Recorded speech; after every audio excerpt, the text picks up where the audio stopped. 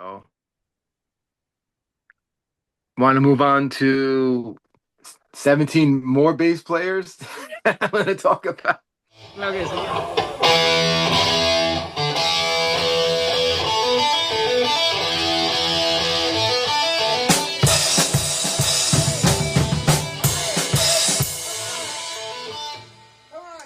Okay, so yeah, this is a nice little segue into the real topic of the show. I guess I'll cut this up. I'll edit it and then I'll cue the theme song and then we'll go I'm ahead. down. You should just keep this as a separate episode because it's Trust me, it'll be cool. Trust all me. right. All right. Okay. And then I'm gonna put a title here, Cheech, rest in peace, Cheech. Shot 4 times. Wait, I only got shot 4 times now. Wait till we do. No, this is where you're a ghost. And we're back and Cheech's ghost is with us. All right. Yeah. All I right. know. So let's move on now to progressive rock. We're gonna be talking about now the greatest bass players of the progressive rock genre, and I Yep. know you have 17 of them. I have 17. Let me get my notes together. Give me a second. So yeah, just go down the line, and then and then then we'll just discuss each one. Yeah. I'll definitely cut this out later. All right. Joe just brought me back to that crazy story of Jocko. Oh my God. Thank you, Joe. We're Okay. gonna have to have a Jocko episode where we dissect his music. Oh, good Yeah. luck. That'll be 9 Well, we should episodes. listen to his like most recognizable album and like talk about it. I think that'll be Oh good. yeah, definitely. All right. So The progress. Joni Okay. Mitchell part is that's a whole episode by itself. Oh, well, because yeah. Oh, I I'm didn't even trying to know. remember who was in that touring band with Joni No, Mitchell. Was it Pat Metheny? and Pat it's funny. Metheny on guitar. No, and Yeah. it's funny because that album, she was already starting to do this. Joni Mitchell's weird because she does weird tunings on the guitar and likes to play a lot of jazz chords. So Jahira, and she even has an album with I think she played with Mingus, Charles Mingus. And the fact that you mentioned that Pistorius played on that now it's Yeah. fascinating because yeah, the sound of it is very different. No, it's a tribute to Mingus. He I think yeah, he had Did he passed play on away. it or no? No, Jocko did. Yeah, it's a tribute. Okay. It's a tribute, you know. And those are very jazzy. I'll be honest with you, Jahira I definitely listen to. I'm definitely more of a fan of like, her 60s work, like more folky. But yeah, very Yeah. different, like sound wise too. Hold on. What's the first bass player you got on the progressive rock list? Sometimes Mr. Black messes up things. Now I'm looking at punk rock. I screwed up. All Hold right. on. Well, if I had to take a guess, I'm assuming that you're gonna be talking about you're gonna start off with like the big bass player. So I'm assuming Okay. Greg Lake or Chris Squire first. Um, I have Chris Squire first. Are you psychic? Wow. All right, Chris. All right, so let's go Chris Squire here. So he's so legendary. I think just Yeah. his playing on the Rick is pretty famous, um and it's crazy because he is in a way responsible along with Wakeman, which we already talked about on the keyboard, but he's responsible for the Yes sound. Like he Oh yeah, plays a yes. big role, and especially his bass lines are so iconic. I feel like when people think roundabout, they think bass, that famous bass line. Oh yeah. So Chris Squire played a pick on his Rick, no pun intended. Um, he had intricate melodic lines blending with complex arrangements, a strong rhythmic sense. You know, he was influenced by John Entwistle, Paul McCartney, and Larry Graham, the great funk bass player. He also had great vocals to create harmony. His phrasing is amazing on the bass. He had a unique tone, a distorted Rickenbacker sound, very high in the mix, probably the greatest produced bass sound ever. You know, Getty would come second, like on Hemispheres. Um, he changed bass from simple to a lead instrument. He used melodic lines, um, complex rhythm and melody. Some of his examples are Roundabout, Long Distance Runaround, The Fish, where he plays a melody over bass harmonics. He took like that Jocko We were talking about harmonics. Some of his, solo albums is Fish Out of Water, which is an amazing album. Close to the Edge, Going for the One. I don't even have to name them because we just talked about Yes so much. So, any thoughts on him? He was, yes, to me, he was, yes, he was the foundation. He was the rock. He was there from the first album. He was there. He dedicated his entire life to Yes, in my Yeah, opinion. yeah, He was always there. Other guys would leave, but he was there. And, I mean, just unbelievable respect for him. yeah. And he always sounded great. And he could really keep up with Steve Howe. Oh yeah, he would weave his bass lines in between Steve Howe's guitar lines, and Wakeman would it all worked. It was magic what he did. But you always heard that percussive chug going on in the background. That, like, with that pick. He used the pick and he would use his finger at the same time, to get like almost a harmonic kind of sound. So, And he was a big guy. He looked great on stage. He looked bigger than oh, everybody. He what a looked great with presence. that He big really brick he looked guitar in his cool. hand. He looked pretty cool on stage. Yeah. He was a very cool. He was a great rock star. And of course, Yeah. John Anderson was only about 5 feet 4 inches tall. Yeah, it's kind of funny And seeing him with the rest of the guys. yeah, And I yeah. think It's so Steve funny, like, Howe was John tall Anderson too. talking about meeting, Chris Squire for the first time and just saying, "My, he's so tall." Yeah. He's probably like 6'5" No, easily. he had a great look, especially with that Rick. I mean, Yeah. like I'm just gonna echo Joe. I mean, just the sounds. I mean, you on Yes, on Close to the Edge, first track, Close to the Edge. I mean, him weaving with Howe's guitar lines, Oh yeah. beautiful sound he creates on that bass. Like so out there. Like it's like I think that's such a and his also bass playing on Tales of Topographic Oceans is fantastic Yeah. as well. Like if you Round. I mean, some of my favorite lines is you, long distance run you around. played on your favorite album 90210. He's even good on that. There's a song called Our Song. Great. I sent it to you. Great, great bass line. I love his work on Going for the One, that song Parallels. Oh my God, where he gets a different kind of Ricky sound. Close to the Edge is legendary, the whole album. Um, I mean, Relayer, you hear him a lot and stuff, but it's so insane that he almost like doesn't stand out that No, much. I You know what think I mean? I think he yeah, I think the keyboards up are more Yeah, that album, the sound of it's so strange. Like yeah, that's one example of the Yes sound is a little strange. Like I wouldn't even know how to start to describe it, especially on yeah, Gates of Delirium. But yeah. um yeah, I think Fragile, like you said, long distance turnaround is Oh, fantastic. incredible. Then the Fish, he was Yeah, one of the his first. solo. He probably did that before Jocko, using harmonics and then doing a solo over it. That, Heart of the Sunrise, I think the song's called. The Oh last my God, Heart of the that Sunrise. I track mean, goes, I can hear what you're saying that he uses that pick and the finger sound. I yeah, can hear it. yeah, And his bass sound was one of the sounds that most bass players like it was the most sought after sound, yeah. his bass tone. He took it from Entwistle. It- That's who he and it took makes it from. total sense. Yeah. And then it evolved. Then Getty took Entwistle and Chris Squire, and that's Getty's sound on the Rush we love of the 70s. All the way up to 80s Rush. But that real 70s Rick is all Entwistle and Chris Squire, Hmm. Getty. Um, so next on my list of my 17 bass players is somebody you love, Manny, who we're obsessed with lately. We can't get this guy out of our heads and this album out of our head. John Wetton.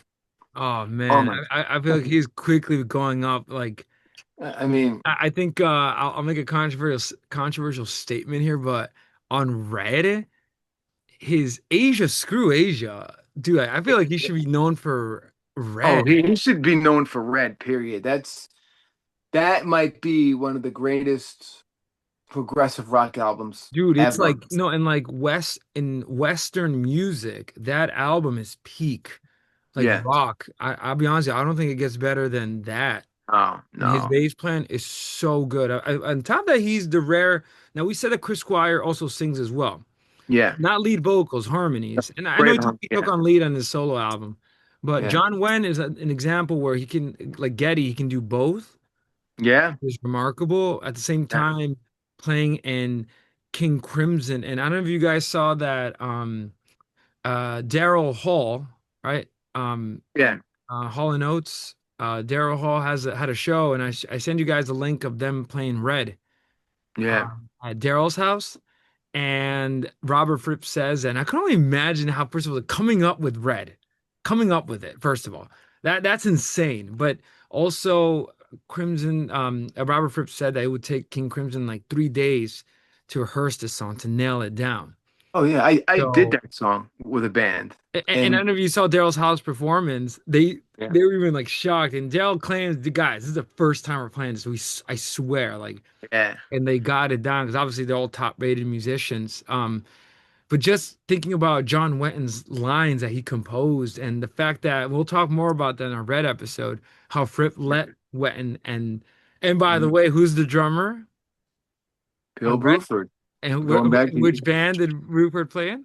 little band called Yes, Little band called Yes. So it's yeah, like these two, and Bruford, I think drummer episodes. Do we have a drummer episode for Chris? that's next. That's next. Okay, okay, it's coming.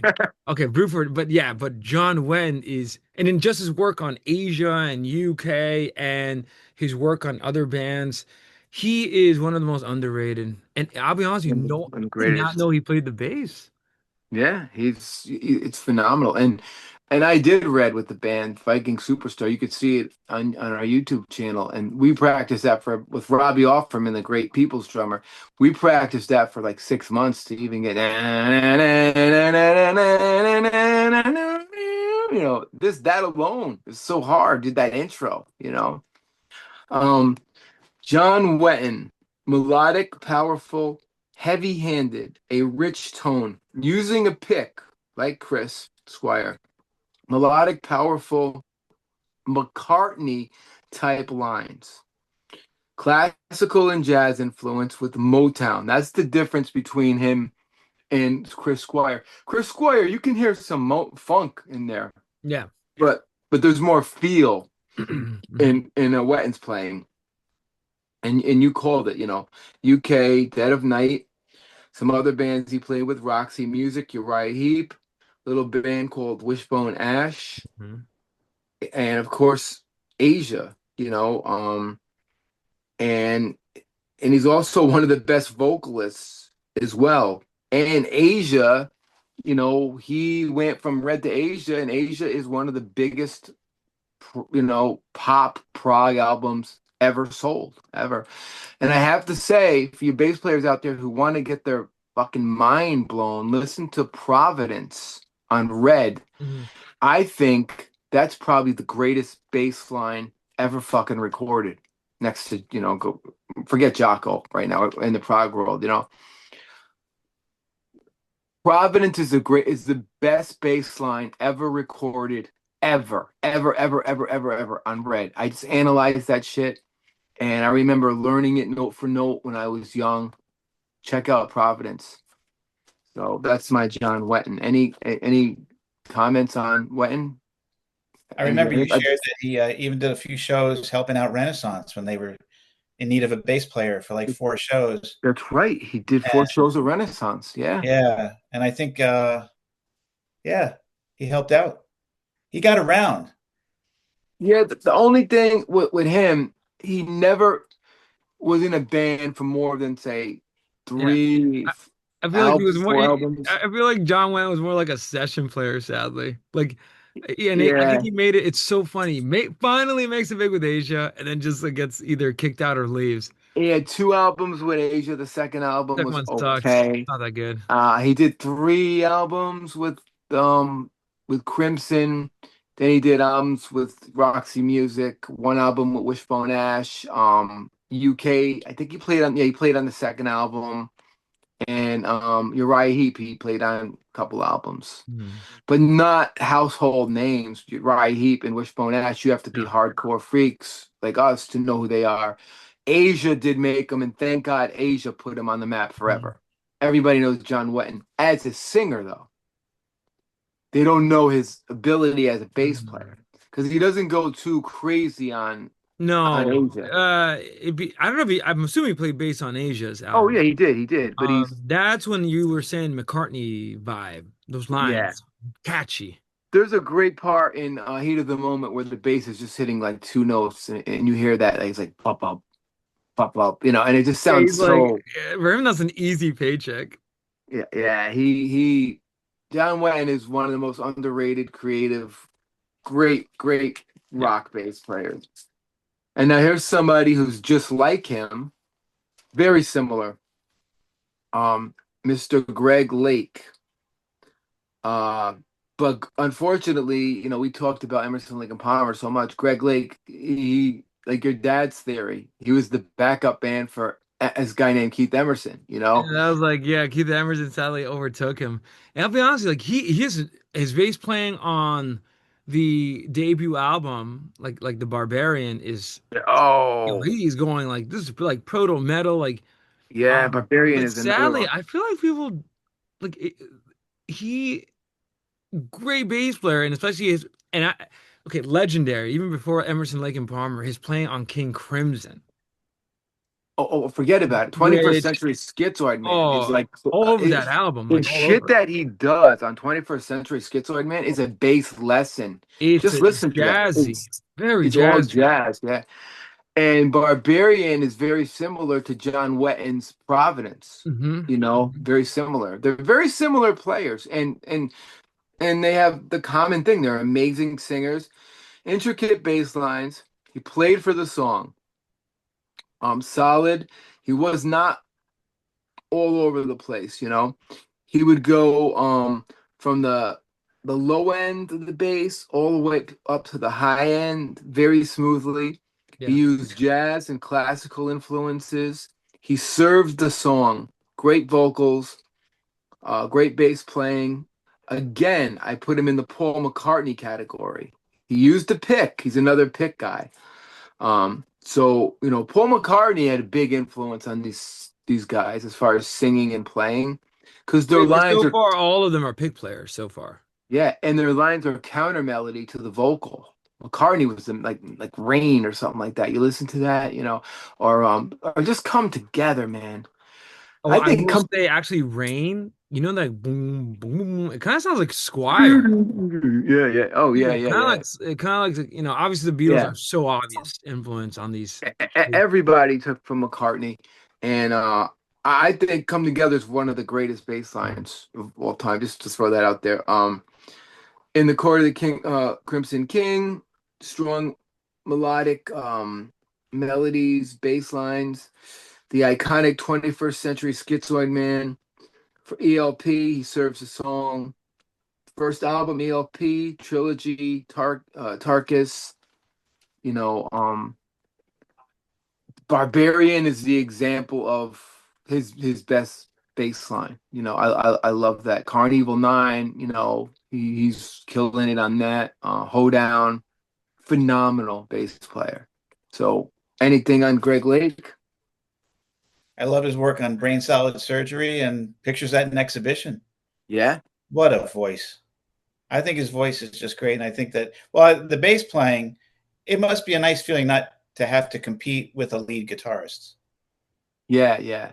So, I mean, obviously that gave free reign to Keith Emerson to just go off and go Oh yeah, nuts. yeah, yeah, yeah. And he did. And and he supported Keith. He didn't really. How could you not support the guy? You can't. It's like Michael Anthony, for instance, is a great bass player because he supports Eddie Van Halen. Hmm. And those are the great bass players that support the solo guys that are really the lead guys. Um, so yeah, Keith Emerson, phenomenal. I'm gonna throw the ball at you, Manny, and I have a whole thing about this guy, but underrated fucking prog rock genius, Mike Rutherford. Man, Mike, yeah, where do we start with him? He's another one, Genesis since the beginning. Even on their worst last album, they have this album in the 90s called Calling All Stations that no Phil Collins, some other dude, he's on it. He's been with Genesis, made a total, started out as, it's funny because he starts out as a bass player Yeah. and so underrated because if you listen, starting with Nursery Crime, Foxtrot, Selling England by the Pound. He's the one playing those bass lines. And Always. they had at the one point, I think they had two guitarists. Yeah. Anthony Phillips left, but then Steve Hackett took over. Yeah. And you already have top class musicians. Um, Phil Collins, muscular, powerful drumming. Tony Banks, orchestral, beautiful flourishes of keyboard where it was necessary. Yeah. Not busy. And obviously Peter Gabriel is the one pulling the creative rounds there. And then Rutherford is the example where he's not flashy, but his No. bass playing is so memorable and so good. He's so Yeah. talented. Without Amazing. him, like, and obviously you hear him more in my one of my favorite albums, Duke, when there was just Tony Banks, Phil Collins, and Rutherford. You hear his bass player. Yeah. If you hear Duke's Travels and Duke's End, Yeah. have you guys ever listened to that? Apart from like Phil Collins' muscular drumming, like I love his Oh, yeah. drumming styles, very muscular. Not he's probably one of the greatest drummers in rock music. Like he's not obviously like a jazz drummer or like Neil Peart level. Right. But what he makes up is that he's like I describe his sound as like muscle. Like he's able to, he's like John Bonham, where it's such a unique sound. So Rutherford comes in and then he serves Genesis, the sounds. His Hmm. bass playing is melodic, very beautiful. But then obviously he at one point is playing a twin guitar and double bass. That's where Getty got it from. He's doing both Yeah. roles, which is just Yeah. imagine having that intense musicianship. Yeah. Yeah. But he definitely is a legendary for his work on Genesis alone. Oh, yeah. I mean, I'm gonna go over to Joe in a minute. I'm just gonna just break down his thing. He played a Rick. Before that, I miss Greg Lake played a Fender Jazz. Mm. John Wetton played a Fender P bass, and Chris Squire, of course, played a Rick. So we're going back. Those were the Fenders and Ricks were what the Prog guys played. Bass style, very supportive, focuses on playing for the song. Distorted pick tone, um, melodic. He also used an eight-string bass on some of those songs. And before Jocko, it was out there, but not a lot of guys did it. He used fretless. He Hmm. played some fretless on. I don't know. I didn't. You would know this better than me. I don't know what song would have the fretless bass. It'd be hard to hear on Genesis, but I did read he did play some Maybe fretless on maybe there. on Duke. 'Cause I kind of hear that. Yeah. Maybe on Maybe something on maybe Duke. that was the Jocko influence because that would have Right, been Jocko was all right, over the place. right. But the real first fretless bass player in rock was Boz Burrell, and that was 1974, right before Jocko. Bad Company, Bad Company. He's underrated. Underrated. He focuses more on the songs than crazy bass lines. He was influenced by Motown, classical, and jazz. And you can hear, like again, like Wetton, there's a Motown feel that he has. Rutherford has feel. He's not like a Mm, program machine. You know, Chris Squire has feel, but he's like a machine. He's like a mm. machine gun. Very melodic, and rhythmic. Foxtrot, selling England by the pound, like you said. I have a whole friggin' dissertation about no reply at all. I could go Yeah, actually, on. before you head there, and then one more thing is playing on A Trick of the Tail is immaculate, but and he's if I had it's funny if I had to rank the Genesis albums, um what's funny, I would say number one for me is Trick of the Tail. Like Yeah, I would go with I think Foxtrot. it's greater than this is controversial, but I think Trick of the Tail is Genesis peak perfection. Like Yeah, even if Peter Gabriel left, they were continuing what Peter Gabriel already started, yeah, which proves also to me that the talent was not just Gabriel. It was like all of them. yeah, And and you can hear Rutherford's playing. He's like a Greg Lake. He's doing acoustic, 12 yeah. string. Underrated. I mean, And and watching him live too is remarkable. And yeah, and if you watch him in interviews, he's similar to Kate Bush, where he seems like the most nicest guy. Very, very English, very very English. professional. Uh, Uh, He had a great look. He was tall like Squire, so it's Yeah, yeah, kind of different, funny, like different. kind of funny, like watching him and Phil Collins, like the short, bald Yeah, guy, I like know. but he's Crazy. remarkable. And then you have a story with the bass line on, and specifically the No Reply at All from Abacab. Now, why is Yeah. that? Okay. Where do I start? We've been talking about this since day one, me Yeah. and you, you know. I'm just gonna No Reply at All is, in my opinion, the best pop rock radio song for bass ever written. It has intricate rhythm, great choices of notes. It's very melodic. The bass line plays a counter melody and it follows the horn section. 1981, Abacab, with Phil Collins and Tony Banks. If you listen to that, he sounds like Jocko. When those horns are going up, he's following that. He's doing that shit. And he's getting those little stops. Has talk to me, right before that part, that bit. So he's just all over the place. And he has a steady pulse going. And it's almost like No. Motown, And you mentioned because obviously you're throwing a lot of music theory at our you're pretty much schooling people on bass theory. Me being not knowing any of this, when you hear No Reply at All, the bass line sounds strange. Like you hear that counter melt, like what you just said. Like it creates this weird It's it's it's hard to following the describe. horns. No, no. Okay, if you're in a funk band like Tower of No, dude, Power, you know what it sounds something. like? Like a salsa rhythm or something. You know how the horns like Yeah, yeah, yeah, yeah. that's the It way has that. it's strange. And that was Phil Collins, obviously, because he was getting inspired by Motown music. Yeah. And that song Well, actually, there's two versions. One on his debut solo album. mhm. When you mentioned that, by the way, and Rutherford's playing electric guitar and bass on that. But I'm talking about the radio one. Abacab. Yeah, yeah. That Uh, version. and and to me, the producer who produced that Abacab album, because the producer must have been all about bass, because most producers would think that's a busy bass line. It's So Jocko. It's a very Jocko inspired kind of line. kind of funny. It's for first of all, Genesis #1 produced it, but also Okay. is this also English record producer's name is Hugh Charles Padgham. Okay. He did Phil Collins, XTC, Sting, The Police, which I think XTC was another that's another great band. strange, Oh my God. weird, great band, Great underrated. band. Post punk, I think. Yes. Yeah. But Genesis produced this, so it made sense. And normally a producer would say, "Hey, dude, slow down. You're playing too many notes. Listen to this verse. Talk to me. You never, no reply at all." And there's no room for bass in there. You got to cut that out. But no, Rutherford's like, "Fuck that." He's throwing in No, those and I don't know if I'm lines. right. Oh my I'm hearing, God.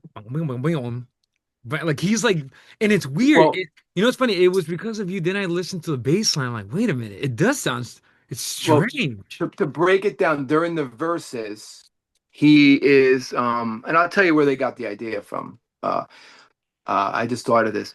He's doing a simple Motowny funk, giving it space, playing a lot of notes, giving it space when he's singing the "Talk to Me" part. Then when he goes into the chorus, he gets real busy. Then I guess it's that bridge section, or is he singing over the horn line? No, that's instrumental. So he's going over the horn line, do do do do do do do do do do, and I love that hit. Did it, and he goes right back into "Talk to Me." So he's got space and he's got a ton of notes. That it was influenced by a song by Stevie Wonder called Sir Duke, because Makes sense. Makes sense. there's that section where You're right. Nathan Watts, who's a bass player, everyone plays boom. That whole section. And I will bet you Phil Collins was saying, "You got me. You got me." That was what I was thinking. It Yeah, has to, that's a it has to be. great. No, even the horns, which when you include horns, now by the way, that was all Phil Collins. I mean, that's just Yeah. separate Oh yeah. genius there. Yeah. 'Cause he was getting influenced by like what you just said, and that would make sense because is this correct to say the bass lines and that song follow the horns? Oh, that Wh- everybody. Which is So when you think about it, that's in kind of Sir strange. Duke, they stop and they go keyboard, piano. Everyone plays that No, and boom. think about how much feel you need. And it's Oh, funny, yeah. Phil Collins, I love when there's two versions of that song, but they're very similar. Phil Collins wanted horn players and he had this sound like meow, meow, like even like he does a funny thing where he's Yeah, directing the horn lines, yeah, yeah. getting that Motown sound. But it shows you Mike Rutherford's like he's probably one of the most versatile players. And then goes, I think this band was successful. Mike and the Mechanics. I mean, he's Well, it's amazing how he could go from watch like I didn't even like Watchers in the Sky and I don't Supper's know. Ready, my two favorite other bass lines, to No Reply at All, which was Jocko pretty Yeah. much, to Mike and the Mechanics. All I need is a miracle. And he's just so rock and pop. Like he's just It's amazing. Like that guy is, some people might say, if like I don't know, if it might be cheesy, but it's not. It's genius. I That's how mean, talented he is. He could be the such proggiest a fucker in the talent. world. He's on him and John Wetton are the unsung heroes of prog rock. Like they don't They get are. enough credit. No, they Only don't. only They for don't. us crazy prog rock Yeah. fanatics, we know them, but So our listeners out there, listen to Mike Rutherford. Listen to the early Genesis. Then I call it the middle Genesis, the 78 to 81 before they converted to complete fantastic. I would say that MTV. I can give you the albums, all masterpieces. Trick of a Tail, Wind and Wuthering, their live album Seconds Out, which is really good, and Duke. I think Duke. I know you count Foxtrot. Duke as 80s, but Duke is the last proggiest Genesis album before they go total pop. Yeah, And yeah. even then, he can do pop music better than most people. Like this dude is Yeah, and then so Abacab, talented. Yeah. and then of course Foxtrot for me, that's my favorite Genesis Oh, prog that album. it doesn't get better than that. Yeah. And he made it successful in the 80s. I mean, he was with Mike and the Mechanics and obviously Genesis when he went solo. Like the guy's a genius. And he's not even a looker. He didn't look cool when he was in Mike and the Mechanics. Dude look like one of those Whole Foods dads you see and like He just looks like he walking should like be a manager at Whole Foods. dude, there's a guy that looks like him at Whole Foods. You And what know? if I'm looking at him like, is this Mike Rutherford here? Like Like this tall he looks like dude, a like regular guy, and that's the beauty of yeah, it. yeah. It just he's so humble, man. Like such a great player. All right, I'm gonna say this, Joe. Anything on Mike Anything Rutherford? on Mr. Mike Rutherford? Well, what surprised me is that I just learned that when I saw Genesis on the Abacab tour when they played in Syracuse at the football stadium at the Dome, Yeah, wait, Mike pause, Rutherford. pause. You saw them live. What? Oh yeah, What was the yeah. experience? Oh well, you know what? What I remember was Phil Collins. He wore gray sweatpants and a gray sweatshirt. Didn't even have the Syracuse logo because it was on the college campus. And I remember he was struggling, trying to win over the crowd. It was a big crowd. He thought that the crowd would sing along and that they knew the lyrics, and they didn't. But once he got onto like if he did like a soccer chant or a football chant, like the crowd would do a call and response with him, and that's when he won the crowd over. But it's just like he was trying so hard, and he would like put out the microphone and like dead, it was like silence. Like we didn't know the words to the songs, but he eventually won us over. But it's just so funny to realize that Mike Rutherford did play the bass that night, and that they Wow. had a touring guitarist who also Okay. played bass when necessary, but his name was Yeah. Daryl Sturmer. Yep. Okay. And I always thought that it was Rutherford playing the lead guitar after Steve Hackett left, Yeah. and that they would get a session player to play the bass, and it wasn't that way. No. It was that. So I learned something right now. Wow.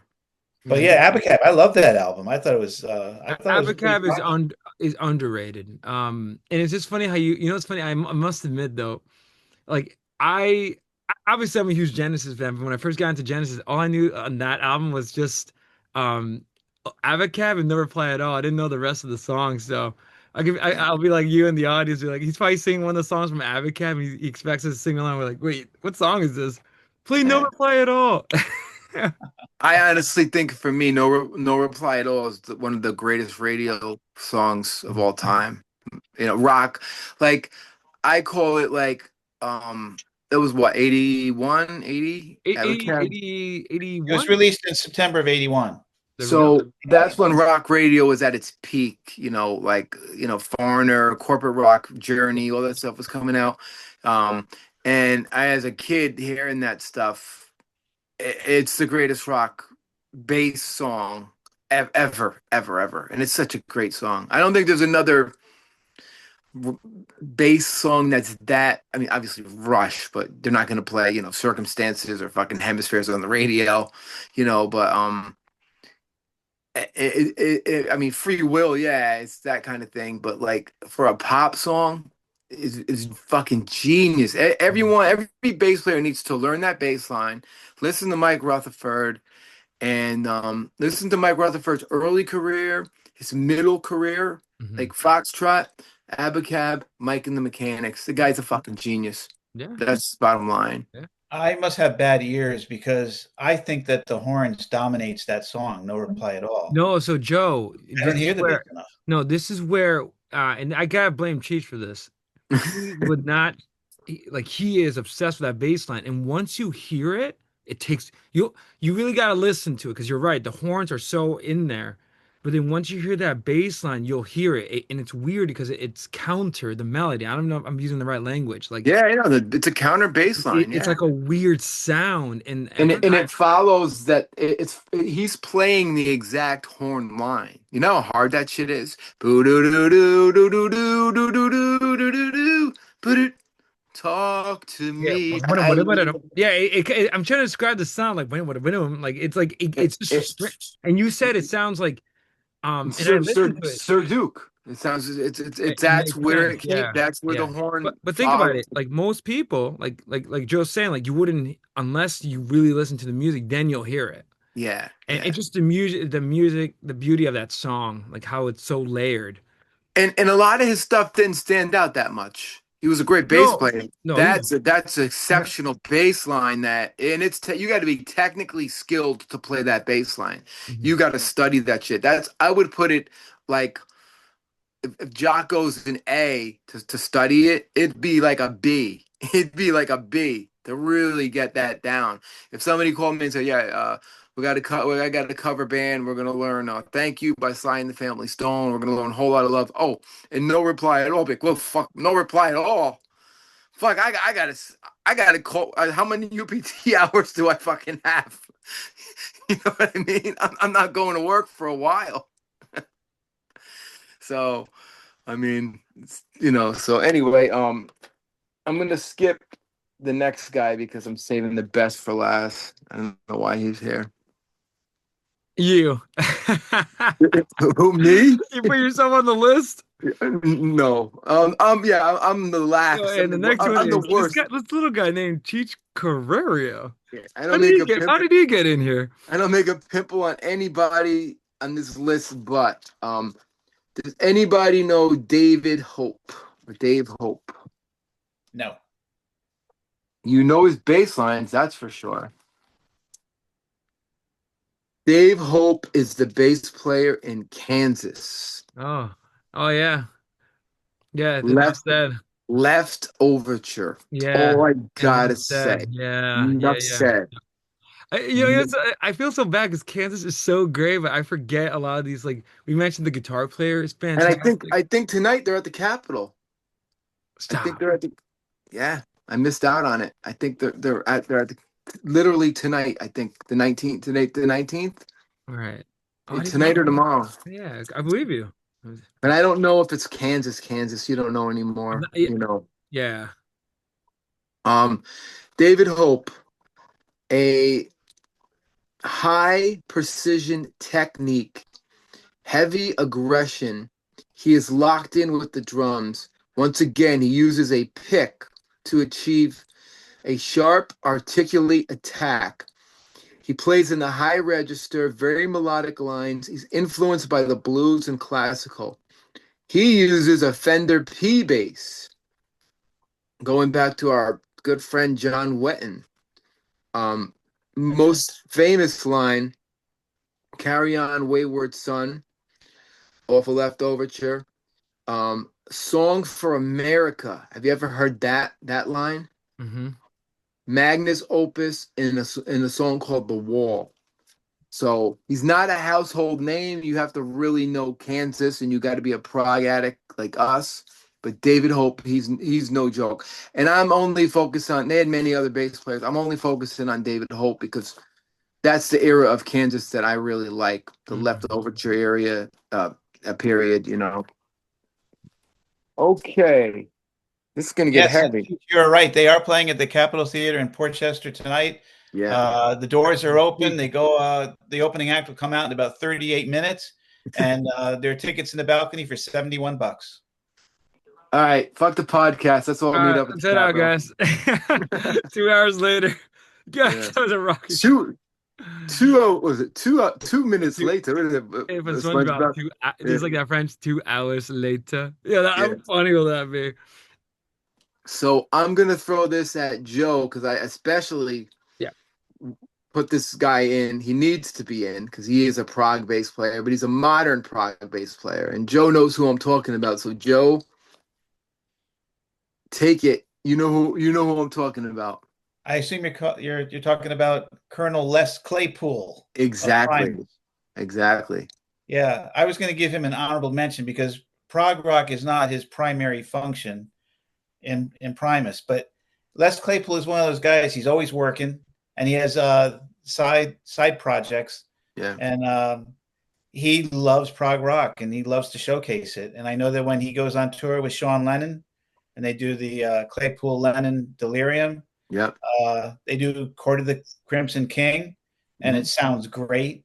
When he goes out with Colonel Les Claypool's Flying Frog Brigade, I mean, they Yeah. did all of Pink Floyd's Animals, the entire It doesn't get album. much proggier than that. I know. Yeah, I mean, it's just incredible. And then, of course, with Primus, the guys worked pretty hard on that, but they did the entire Farewell to Kings Rush album, That's just amazing. That's you know, that's God, you know. just him and playing Xanadu. Wow. So it, he's doing the proggiest of the prog shit. The guy's a genius. he's You know. paying tribute to the bands that came before, and he's got a huge catalog of his own material. I mean, Primus could put on a 3-hour show if they wanted to, and Oh nobody yeah, would yeah. be bored by it. I Oh mean, yeah. very funky playing that he does. Oh yeah. I'm gonna break it down. He's a lot like he's like Robert Fripp of the bass. Yeah. That's how I kind of equivalent him. And he's the famous creator of the South Park theme song, which for me, Oh that's yeah. an insane fact. I learned that I've been knowing about it, but watching that Rick Beato interview about it and how it's based on an original song. Yeah. They played the original song at the end credits, but they Yeah. speed it up, which is like really You fascinating. gotta understand how popular Primus got. Yeah, it's Because hard some for me listening to. I must say, Primus for me is challenging, because obviously I didn't grow up in that 90s era or whatever, but Well, they were nobody sounded like that because they're you got you different. got you got Nirvana. They came out in '92, so they came out a year after grunge broke, And they and were huge. they did not sound like grunge. They were The huge. only They other were playing on TV shows. They played on yeah, Woodstock 99, I believe, at one of yeah, the big concerts. Like they were I think it huge. was '94. The only other band that was equivalent to Primus, they don't sound like it, but didn't sound like any other bands was Rage. Rage Against the Machine did Right. not sound like any fucking thing in the '90s, like Gin Blossom, Pearl Jam, and neither did Primus. And as a bass player with both of those bands, Rage Against the Machine, different Funky, both styles. funky bass players. Yeah. When I heard Les, I got Fizzle Fry and I was like, what the like I've never heard bass like this. I heard Stu Ham, who's a solo bass player, and of course the greatest god of them all next to Jocko and Getty, Billy Sheehan, But Billy Sheehan's not a prog guy, so he wouldn't be on this list. But what Billy Sheehan did for bass is kind of like what he did for rock bass soloing is what like Jocko did for jazz bass. But because you hear the name Billy Sheehan, every bass player is like, oh my god, Billy Sheehan. And I got to see him open up for Getty. Hmm. But let me break down Les's style. He is called the mad scientist of the bass. Sounds right. Frantic percussive fusion of funk, prog rock, avant-garde, experimental, quirky, eccentric approach. Plays bass like a lead guitar. He plays chords in a flamenco style. Number one, aggressive slapping and popping in a triplet based rhythm, like bucket the duck, like that kind of sound. Number two, two banded tapping.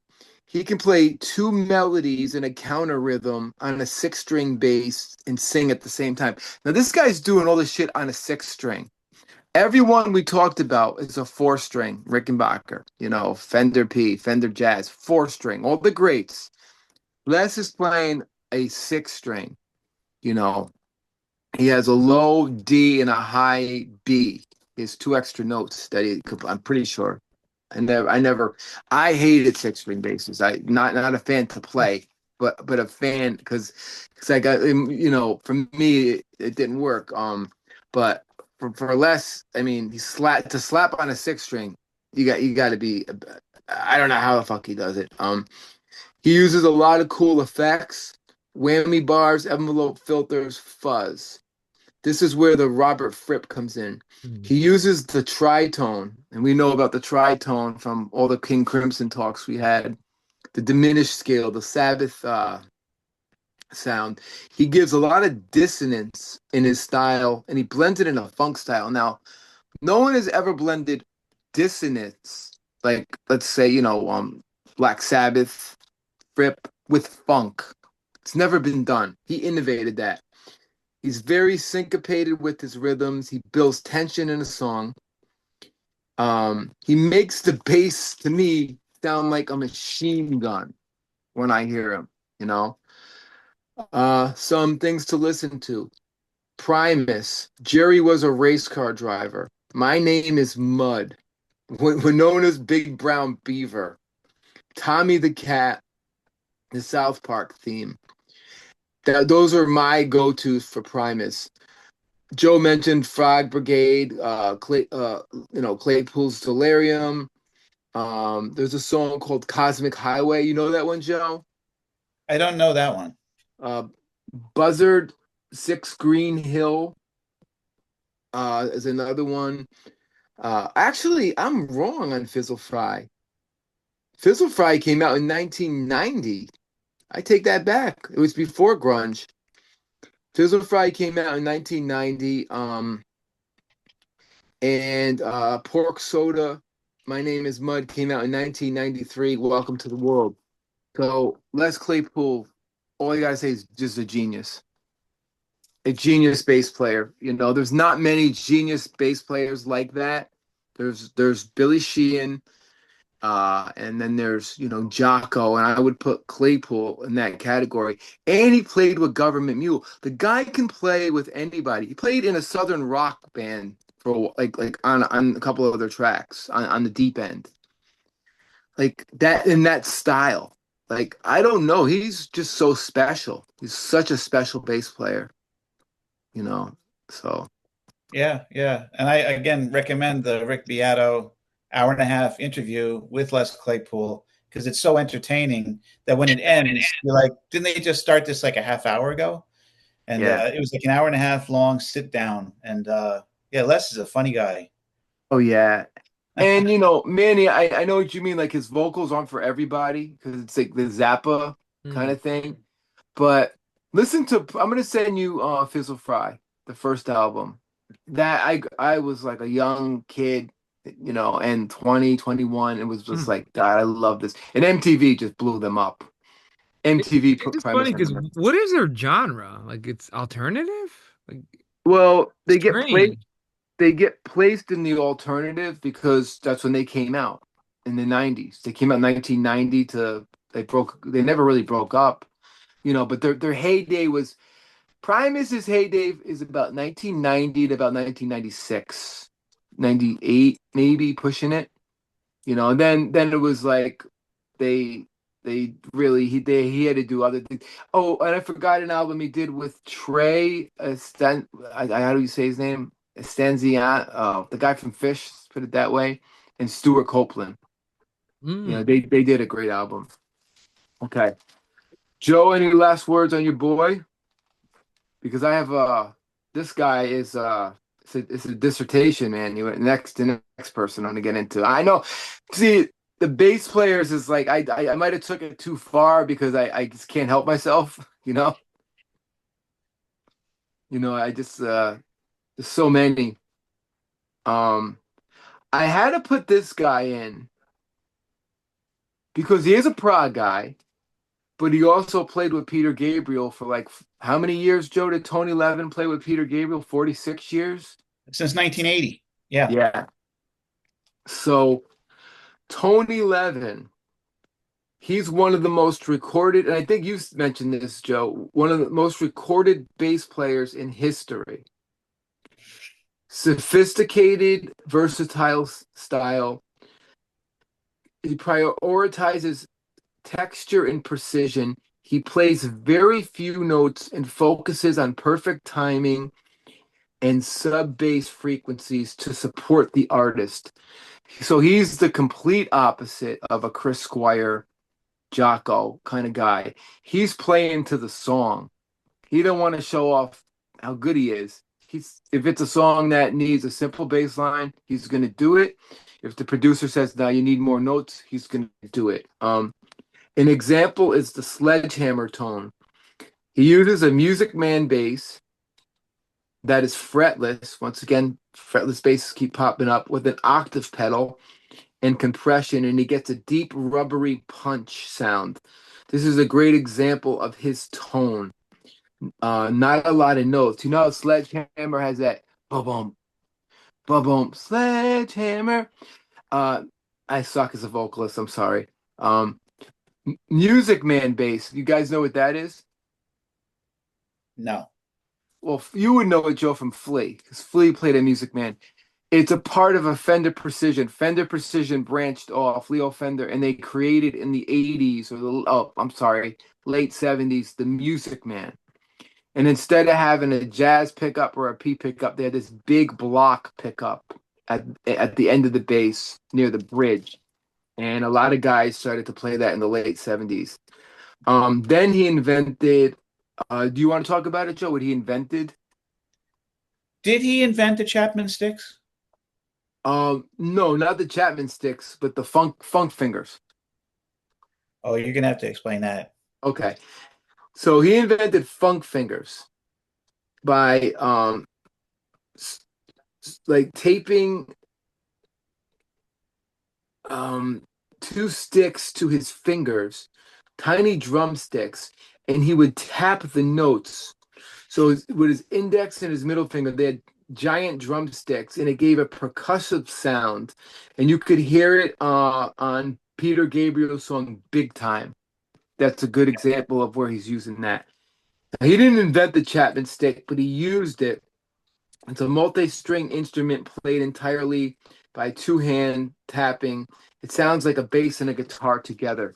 Trey Gunn, I actually saw Trey Gunn play with John Paul Jones. They did an album, the Zuma album. Trey Gunn he didn't have a guitar player, so it was Trey Gunn and John Paul Jones and a great drummer. And I saw them at Irving Plaza, and they did Zeppelin stuff on a Chapman stick bass. It was amazing.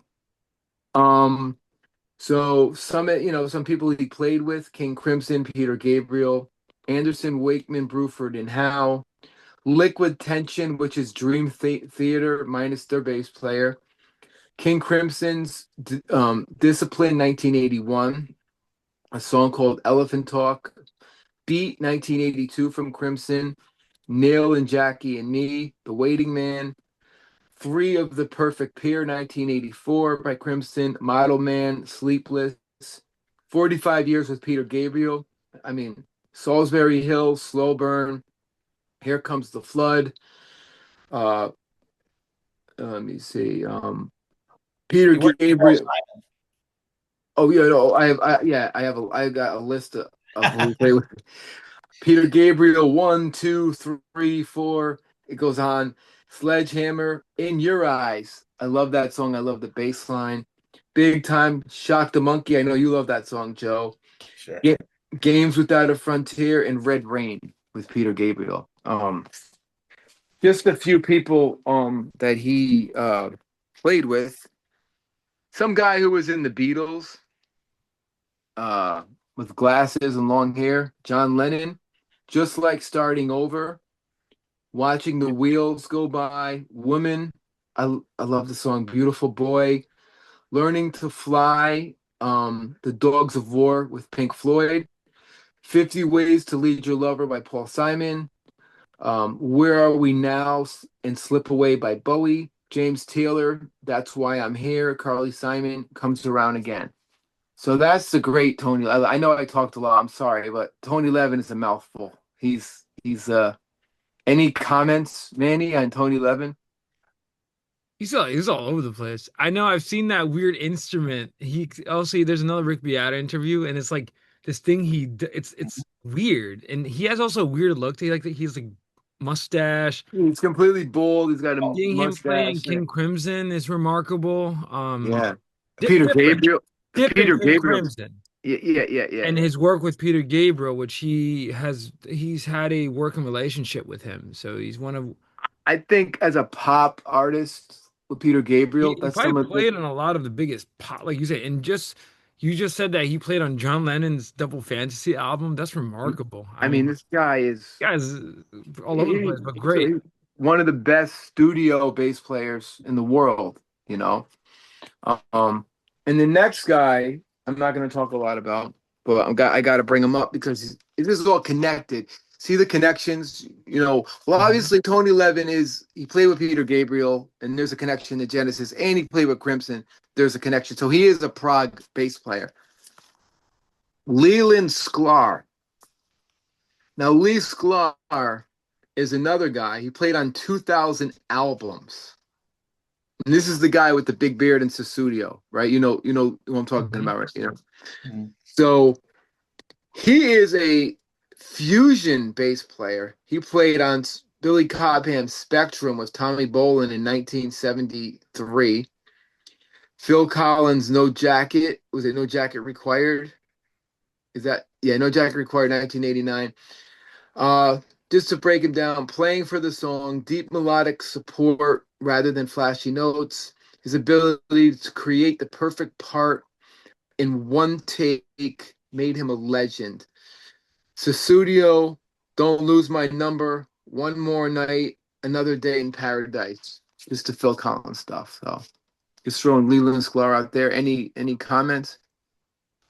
Yeah, I got to see him in concert Oh with the Phil wow. Collins band at the Garden Oh, Hmm. that's awesome. when he did a live album, Oh, and I cool. forget the name of it, like Serious Hits Live, something like that. Yeah. But I didn't think of it as progressive rock at all. I just thought of it as very accessible, Well, really listenable, pop I, music. I I Really enjoyed. link him. I link him to Phil Collins because of the progressive rock, thing with Phil Collins. But he started out as a progressive rock bass player. He played with Billy Cobham on Spectrum on one of the most famous bass lines. Wait, who's his bass player? He played on Phil Collins solo albums. Lee Sklar? Yeah. Oh yeah, he played on Wait, so, no so what's his progressive rock resume? he played on one of the greatest progressive rock well not well progressive rock fusion because I can't put him in the Bible because it's English mainly, Billy Cobham Spectrum 1973. It's probably one of the greatest progressive fusion rock albums of all time. Billy Cobham is a drummer and he played on that with Tommy Bolin. And he played with on Sussudio, Don't Lose My Number, One More Night, Another Day Yeah, in so Paradise. and for our viewers out there, I know your favorite album, you worship this album, No Jacket Required.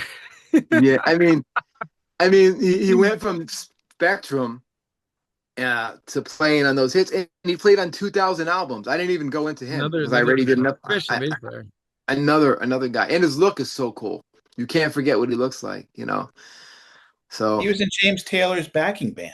that's right. Yeah, I mean, you could. His resume is. I didn't go deep into it because I'm babbling enough.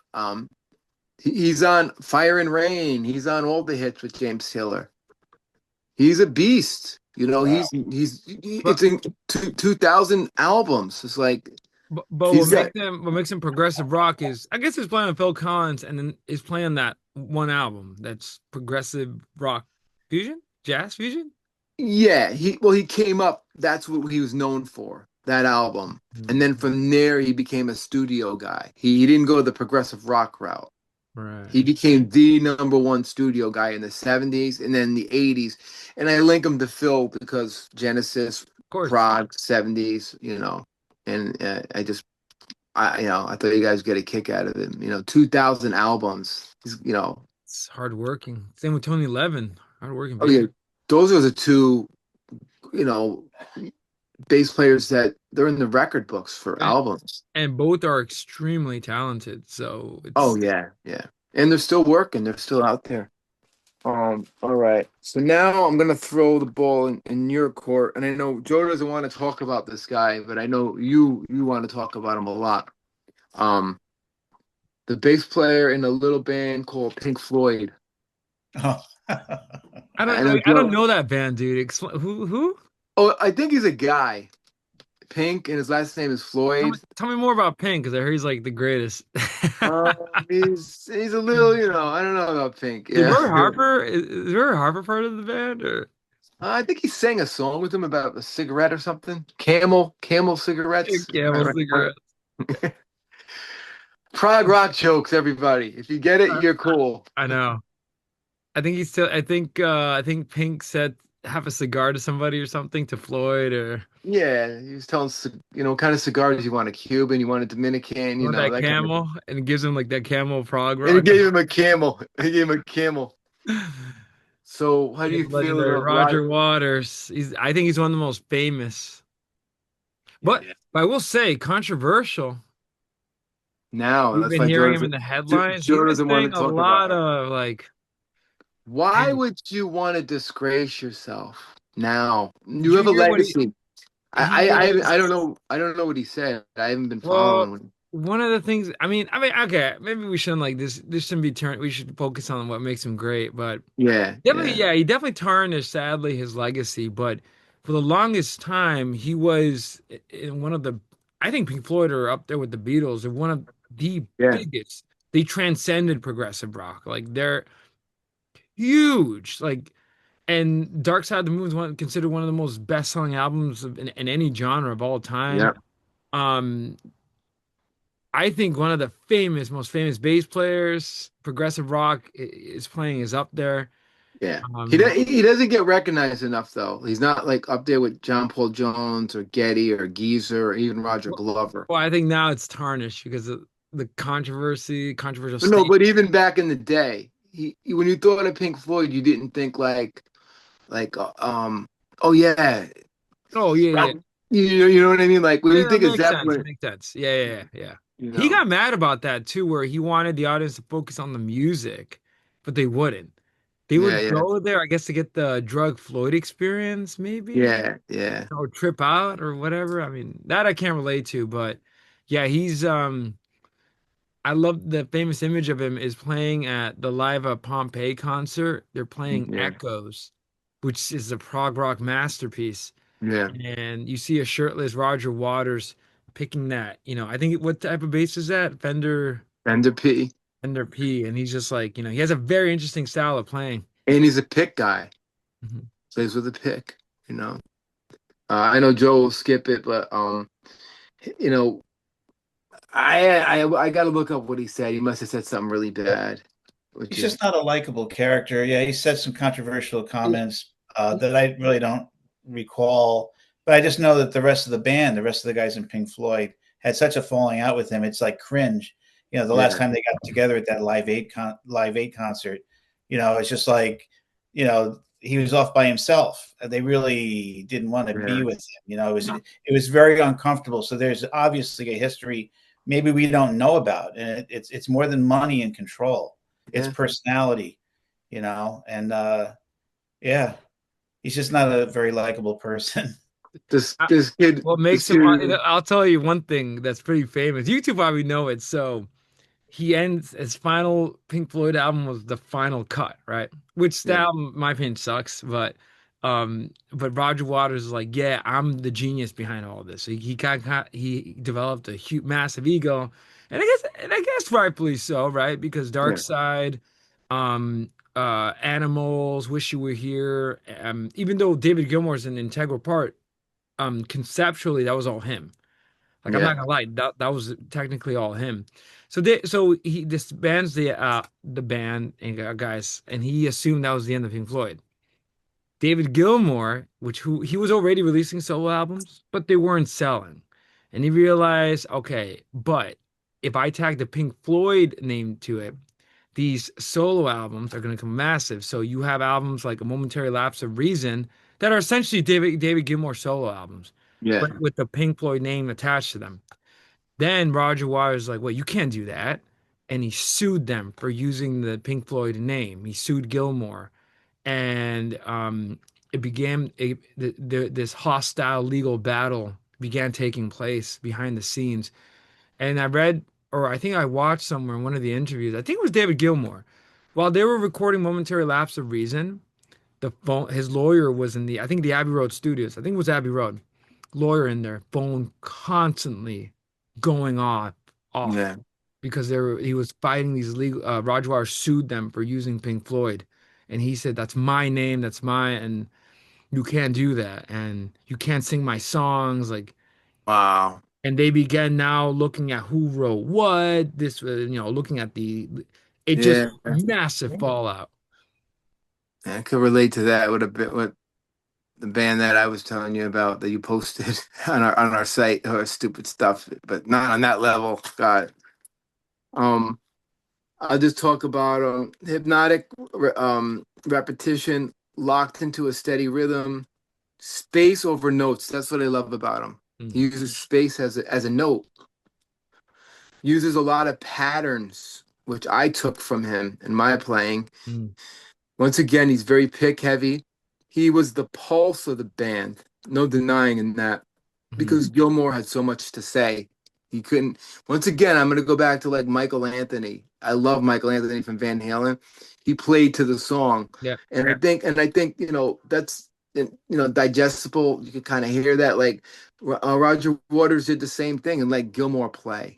He didn't step on his shoes, but John Paul Jones would go nuts sometime and like get not getting Jimmy's way, but there's so much going on, and I love that. I like that playing. That's my style. Um, it's a great rhythm choices of notes. He used the P bass. He used a lot of effects. Money is one of the best bass intros I think in rock history. Yeah, that's the one of the most iconic bass lines. I Yeah. love the story of them also like coming up with it.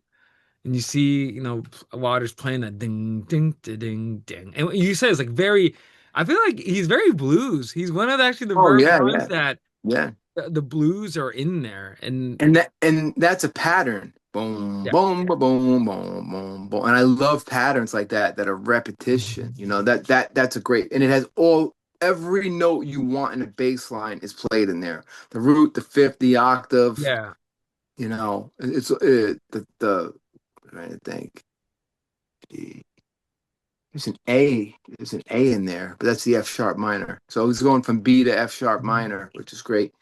Um, Dark Side of the Moon, phenomenal bass work. Wish You Were Here, Animals, The Wall. I went as far back as Pipers at the Gates of Dawn, 67. Yeah, You know, there he's definitely he sounds like those 60s like psychedelic groups like because yeah, it's great though.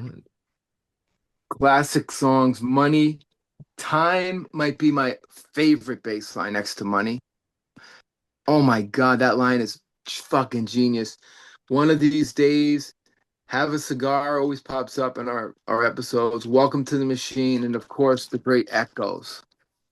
So, Mhm. anything else about Roger Waters? I feel like I'm doing a bass seminar. I don't know today.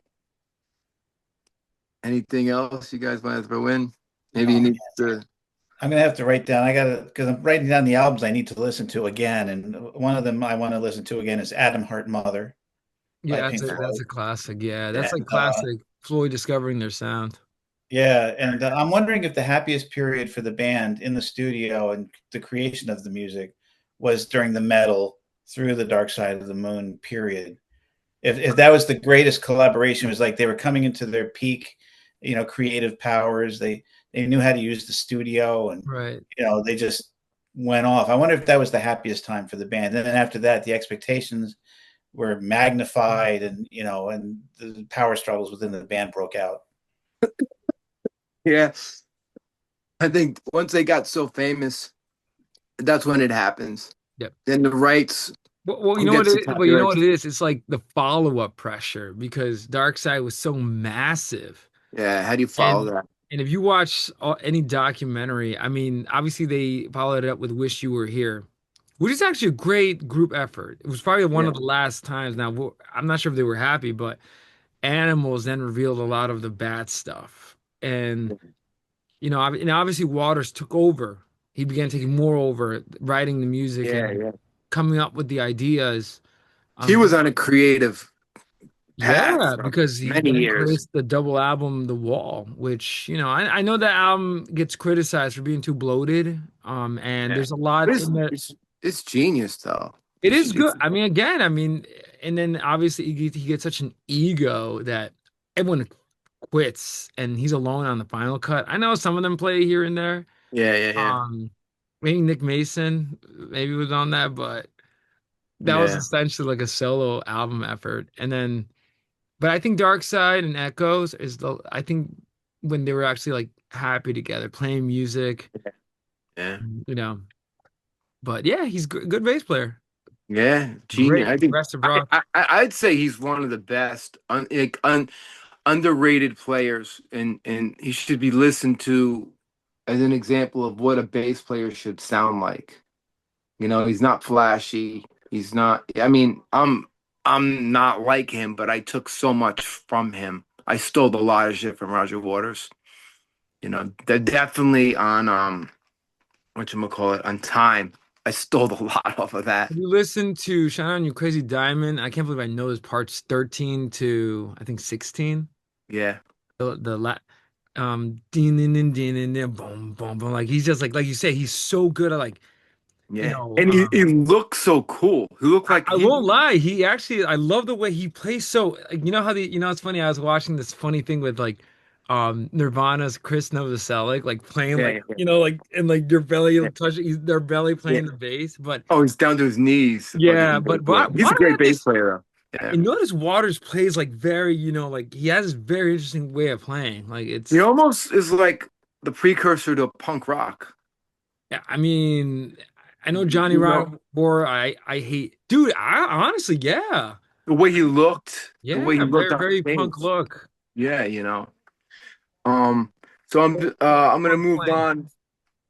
I'm gonna name some names for you guys and see if you know them, and then you're gonna laugh because you love this band, and I know you love this band, Manny.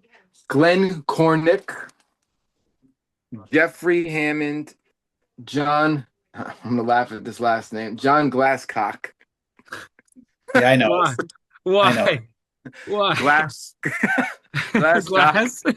Oh, Cheech. All right, sorry. I'm not going there because this is bass and I'm very Wait, serious. I know them all. You know them all? let me take Who a Yeah, are guess. they, Joe, for the $20,000 question? they were bass players for a great little band called Jethro Tull. You nailed it. Th- Stop.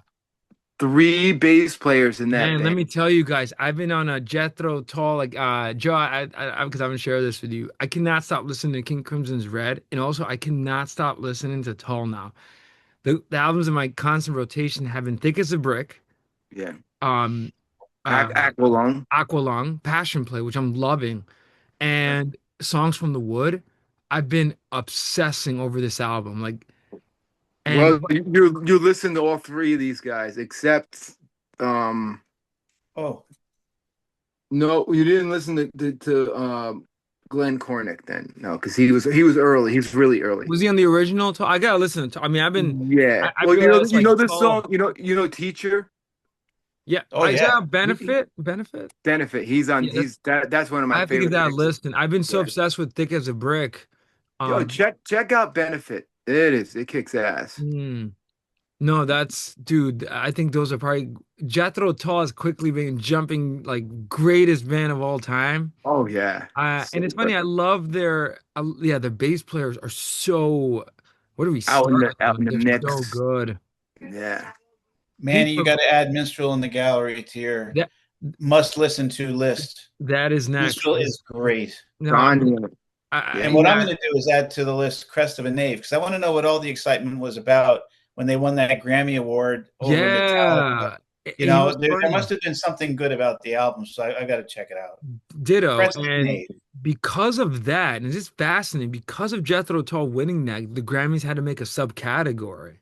So, and I guess we can thank Jethro, even though I know a lot of people think they stole the Grammy, Yeah. from, See, but that's not fair because the people that were being made fun of or criticized were the voters, and it wasn't the band. The band didn't even go to the I know. ceremony. It's not that they thought that it was a joke. They thought they were not going to win because they thought they were not deserving of the category, so they didn't go. But then they won. But it's the voters. They Yeah. said that the voters for the Grammys were out of touch Yeah. with the Yeah. young people and Yeah. their That makes so much music. sense why Metallica didn't win that No, year. and think about it now. Today is total opposite. Now they're in touch with the young people, and now the wins are like they don't. Now people are saying they don't like if it's a certain album, they don't deserve it.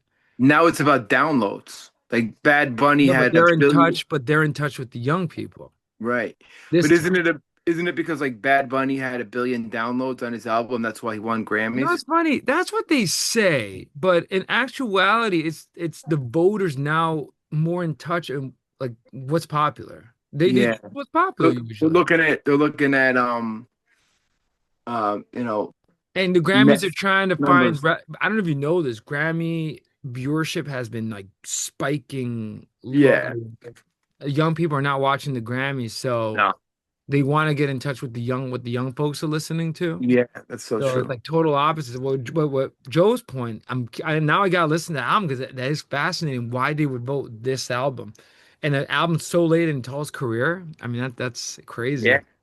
And they beat the biggest band at Metallica was the biggest band in the Now, world in now let me tell you this. 1989. What was the album? One, right? One.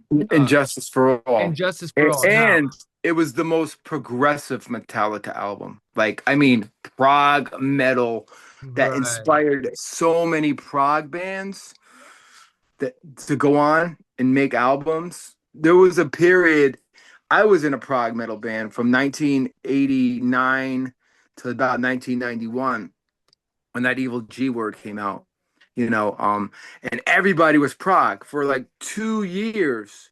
Everybody wanted to play prog metal because of Injustice for All.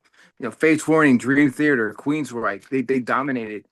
But let me just talk a little bit about these guys quick. Uh, Glenn Glenn Cornick, the original bass player, 1967 to 1970. He's the most technical, proficient, creative bass player in the history of the band, in my opinion. He played melodic counterpoint to Anderson's flute. Um, Jazz influence, had a dark, bassy tone, great feel and technique.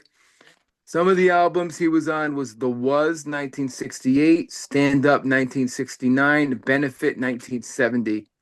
Some of his songs is Teacher. Man, I know you love that song, Teacher, right?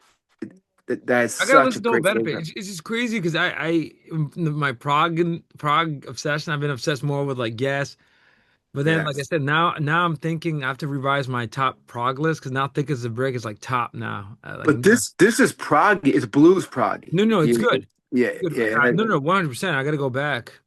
yeah. And then the song. So I said the Was, Stand Up, Benefit. Then the songs Teachers, Living in the Past. Listen to a song called Bore. It's a great bass solo. It's insane. The whole song is a bass solo. And then A New Day Yesterday, which I did cover in a band that I played with, Viking Superstar. So, any questions on him, Glenn Cornick? That's good. Okay. No, keep going. How This many is bass the players you guy. got left? Well, until I got two. I got two more. Okay. This is getting past 2 hours. Oh my God. Jeffrey Hammond. This is the guy you like. Great tone, great technique, great note Oh, you wait, choices. you're still on tall. Yeah, I'm still on tall. Oh, wait, no, but total bass players. How much you got left? Oh, I got maybe like four left. Okay. I was gonna say because otherwise it's gonna take like a 4 hour episode. Well, it's bass, so Yo, yeah, you I'm did it like, on purpose, huh? Like you know, you want a um, 4 hour episode on the bass players. I went nuts on this episode. Jeffrey Hammond had a great tone, great note choice. He didn't overplay. He used a lot of odd meters on "Thick as a Brick." He played on "Aqualung," "Thick as a Brick," "Passion Play," "War Child," "Minstrel in the Gallery" that Joe was talking about. "Aqualung," "Locomotive Breath," "Bungle in the Jungle," "Cross-Eyed Mary," and "Thick as a Brick" parts 1 and 2. Third bass player, John Glasscock. No comment there. Um, Melodic, busy bass lines, great rhythm, technique. Too Old to Rock and Roll, Too Young to Die, 1976. Songs from the Wood, Joe, 1977. Heavy Horse, 1978. The song Heavy Horse, um, Too Old to Rock and Roll, Not Too Young to Die, and Songs from the Wood are some of his hits. And I think Bungle in the Jungle he played on as well. So that's tough. Quickly. I know I'll move fast. So these are just guys just to throw out there. Manny's never got this album yet from Gentle Giant. You never got the No. Gentle album, I went not in the yet. I have to go in the office on Sunday and like, hey, where is my Gentle Giant album? This I got guy's a lousy $5 gift card. unbelievable. Ray Shulman, Gentle Giant. He played lead bass, rhythm, counterpoint notes.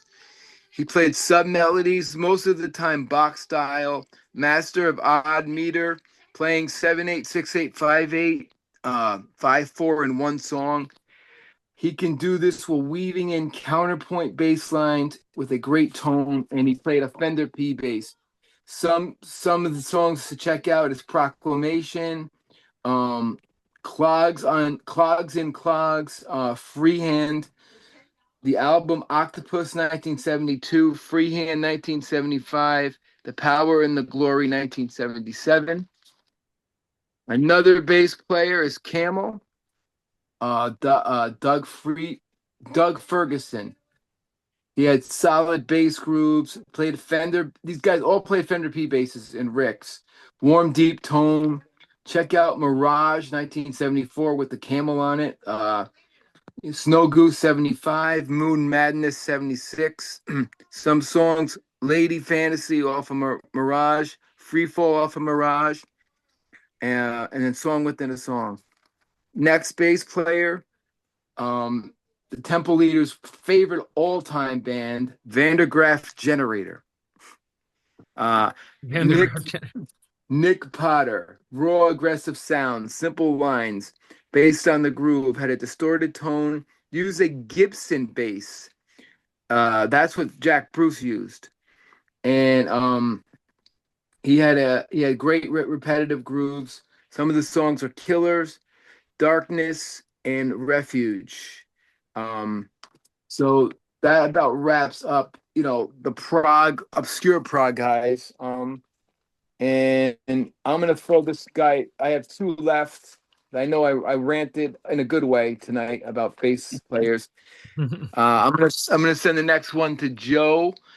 So Joe, you want to talk about your favorite prog bass player next to Chris Squire, or your favorite one of your favorite prog bands with a female singer? Yeah. You pretty much named all my favorite prog bass players, but you've left one just for me, and it would be John Camp of Renaissance, and he played a Rickenbacker. So on my list of prog bassists, he's number two behind Chris Squire, who of course was famous for the Rick as well. And listen to John Camp, Renaissance, Scheherazade, Ashes Are Burning. Yeah. I wonder if his bass stands out and works so well with Annie Haslam's vocals because they really didn't use an electric guitarist. The um, the guitarist they had was acoustic, Yeah. and That's why it cut through so well. yeah, and I think also not to step on the keyboards, Yeah. give a little bit more freedom and not cancel out the keyboards. So Yeah. it's like the Greg Lake effect of not Yeah. having to Yeah. compete with an electric guitar. And I, I just found him to be very interesting. And obviously, Chris Squire was a huge influence. Yeah. That oh definitely you could hear it. Yeah. Yeah. Cool. Um, that was awesome. So I only have one guy left, and you probably know who he is. And Manny, do you want to take it? Oh, We it's one it's its left. own episode. You're not going to talk about Glee, are you? It's Glee. No, Do no. we do do I we was even gonna no, need no. I was gonna say McCartney. Paul McCartney. do we even need to talk about Glee at No, this we point? no. We have like we. I should just link up like Getty Lee. Just watch I, all these I mean, episodes. at this point, I mean, I don't know. I'm just gonna just some of my notes. Very aggressive attack, melodic, rhythmic bass lines, following the melody, playing counter melodies, locking in with the drums, singing, playing keyboards, moog pedals, being a frontman. Um, he uses the flamenco style approach now for the past 20 years. Um, Rhythmic, melodic, lead bass.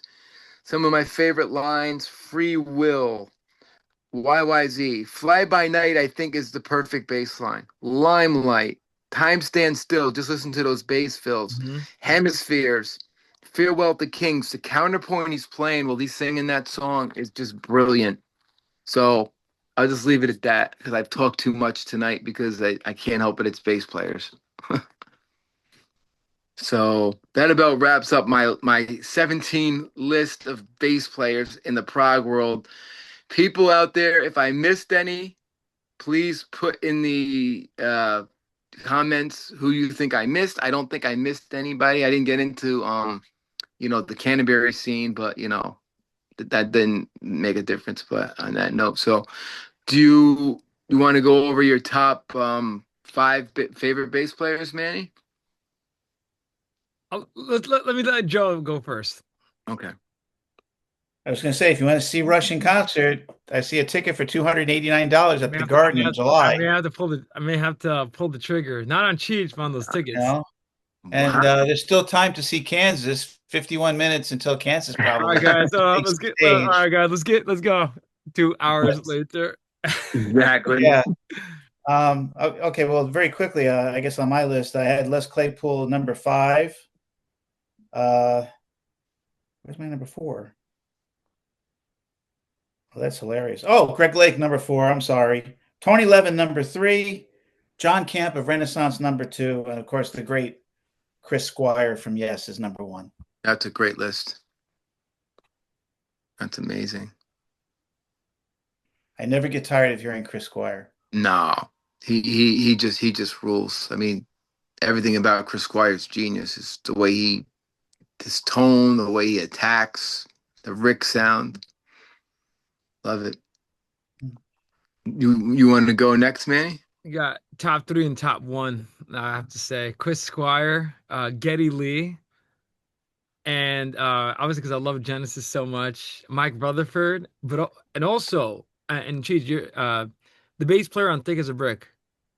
Oh, Justin I'd Shaw. have to, I'd have to go back. I can probably search it up, but Uh, that would be Jeffrey Hammond.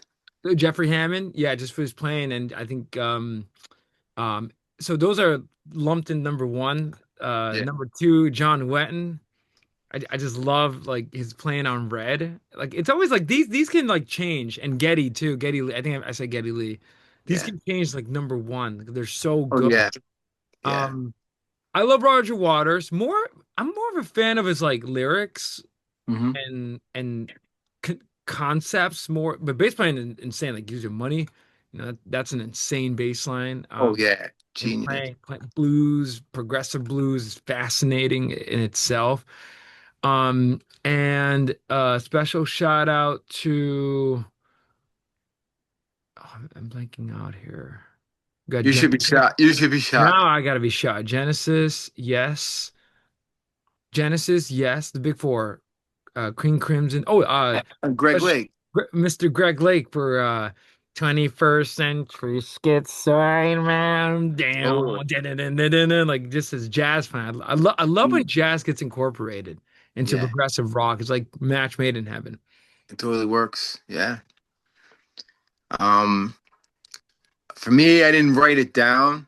I didn't write anything down. I'm just like my brain is fried on bass right now because you guys brought up Jocko. You guys brought up Jocko. You went on a Yeah. 30-minute lesson on Jocko. So I mean, so I would say Glenn Cornick 5. I'm sorry, Mike Rutherford 5. Cornick 4 because I there was a period where I listened to Benefit for about 3 months straight and just studied him. God, this is tough. I don't know if I could. I don't know if I could put John Wetton or Chris Squire ahead of each other at this point where I'm at with John where's Wetton. Glee? Oh, Glee's number one. Yeah. Yeah, in between 2 and 3, Chris Squire and John Wetton are tough for me. We're at this Yeah, moment. they're top tier. Yeah. Getty too, because Getty took a lot from them. Getty's always number one. Chris Squire would be 2, and then I would put John Wetton 3, uh, Cornick 4, and Rutherford 5. So. But check out Benefit, man. You'll Oh, dig. You'll dig. I gotta check out Minstrel too in the galley. Yeah. So I hope I didn't talk your guys' ears off about bass, but I went insane because it's like it's It's your, just my yeah, it's your expertise. yeah. We'll do this with philosophers for you. 17 philosophers. Our heads. I'll let you take special reign on this because bass players is fascinating. They get in a rock band that you don't get enough spotlight. They Sadly. don't. They And don't. that's a true thing. There's a funny joke where, once I get, I'm laughing. The ones that get the leg is like, the singer, the guitarist, Yeah. drummer, maybe, bass player, who? Because I we just thought of sit. something funny. Yeah. I just thought of something I read about John Paul Jones, that he feels that some of the best work he ever did for Led Zeppelin was his bass playing on the last section of Stairway to Heaven. He said, but unfortunately, I was playing under the greatest guitar solo of all time.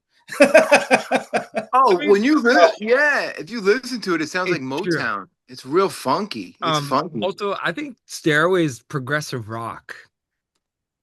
That's Oh a yeah. progressive rock song, which It, I don't it, know it, if Jimmy sta- it Page. starts off progressive folk, and it Yeah, leads no, to progressive seriously. rock, and then it leads And to progressive builds rock. and then he heads into, but yeah, no, I would argue like John Paul Jones' bass playing is insane. I mean, you really gotta, it's so sad though when Oh God. Jimmy Page and Robert Plant eclipse them. And obviously you got like John Bonham just like like with Thunder's drum. But the thing what we do is we're the glue. We hold the band together. We're the glue. Roger Waters is a great example of that, and we support the rhythm and the harmony. So if we mess up the rhythm and you're dancing, we just messed up your dance move. And if we play a B flat over a C, you're going to be holding your ears. It's not going to sound good. So rhythm and harmony is what we do as bass players.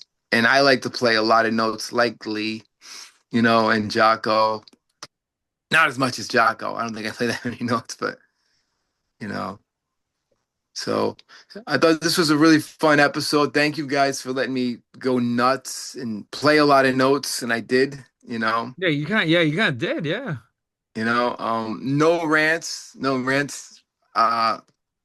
Today I'm proud. I shot myself how many times? Maybe 6 times. Just then you shot yourself, but then resurrected multiple times. Yeah. So anyway, Joe, thank you so much for being on the show, and thank you for opening up the Jocko world because I forgot about that story. I love it, and And like that opened up. I did not think I'd be talking about Jocko at all on this episode. Yeah, that was really good. That was interesting. I enjoyed that. That Yeah, was Yeah, a good story. and Yeah, I enjoyed talking about Kate Bush as yeah, well, our same. artist of the month. And it's interesting because to the young listeners out there, if you are a Chapel Roan fan, you yeah. will probably love Kate Bush Oh yeah, yeah. because Wait, Chapel Joe. Roan has Joe? Who was that? listed her as an influence. Who did you mention, Joe? Chapel Roan, is that how you pronounce her name? Pink Pony Club? Oh, It's a how do you- famous song. Really? I really don't know that. I've heard of it. Yes. Pink Pony Club. Oh my goodness. It was like, it may have won the Grammy for Song of the Year. I don't know. I'll have to look it up. What's the song called? I'm gonna find it. Pink Pony Club by Chapel Roan. Roan is spelled Roan. Very theatrical presentation, very talented singer-songwriter, and she's American. Write it down. Ping pong the chaperone. Yeah, all right. 2023. Interesting. Okay. I would Cool. also argue there's a singer Cheech, you and I talked about her, but in a negative way maybe. She won a Grammy too. Oh, what's her name? Oh, what's her name? What's her name? She played on the Barbie song. On the I'm a Barbie Barbie soundtrack. girl. That Oh no, song. no, no. Oh man, no. Now I got yeah, no, I feel like a lot of these like female singers owe a lot to Kate Bush. So for all if Yeah, yeah, yeah. any young fans out there, yeah, go out. I mean, obviously Running Up the Um, Hill, they love that song. So she did, has more to offer. did you see the Sabrina Carpenter video I sent you? I was impressed. Yeah, dude, I know. Sabrina Carpenter, you know what it is? I- I feel like her genre, she's capable of a lot more. Um, Yeah. she's I mean, actually really I talented. watched I watched that reel twice because you didn't get the first band, but it sounded like she said Well, Wishbone Ash. actually, too, yes. And actually, Sabrina Carpenter, you know, it's funny again, for any viewers out there, fans of Sabrina Carpenter style, she sings in that exaggerated, kind of like a la Kate Bush mode, Yeah, yeah, yeah. where it's a lot of like, like, Yeah, kind yeah, of like, yeah, yeah. so Yeah. if you like that, younger listeners out there, go out, Kate Bush is, you want to hear the influence there too. I think Kate Bush should be mentioned when to these modern day artists. They should, instead of talking about whoever, they never even talk about their influences. Like Lady Gaga would be the guru of and Beyonce, but Kate Bush blows them away, man. In my opinion. So, but maybe one day we'll do the best female singers of rock. Oh, yeah, Joe's coming on for that. And I think I already know. Well, This we is talked about it in the concert series. yes, we did. You Yeah. know, Annie Haslam, That that would be an interesting Alison Krauss. conversation though. Talking about like Kate Bush is up there, in my opinion. Like Oh yeah, yeah, yeah. female rock singers, but then you got to include a lot like Carole King, Oh, Janis um, Joplin. Janis Joplin, Joni Mitchell, Grace Slick, Jeffrey, like Yeah. Ann Wilson. and, Dan Wilson, and Wilson, one of the most powerful um, vocalists. Yeah. Karen Carpenter, Carpenter. Yeah. um, what's her name? What am I blanking out? The one, You're So Vain, Carly Simon too. Carly Simon. Classic 70s Linda sound. Ronstadt. It's all classic. Emmy Lou Harris, especially There's this one woman. A lot of people don't know her name's Nicolette Larson. You ever hear of her? Oh yeah, Love sure. her. Yeah. where What does a she voice. sing on? I probably heard. I can't remember the song right now. But they play it at the temple all the time.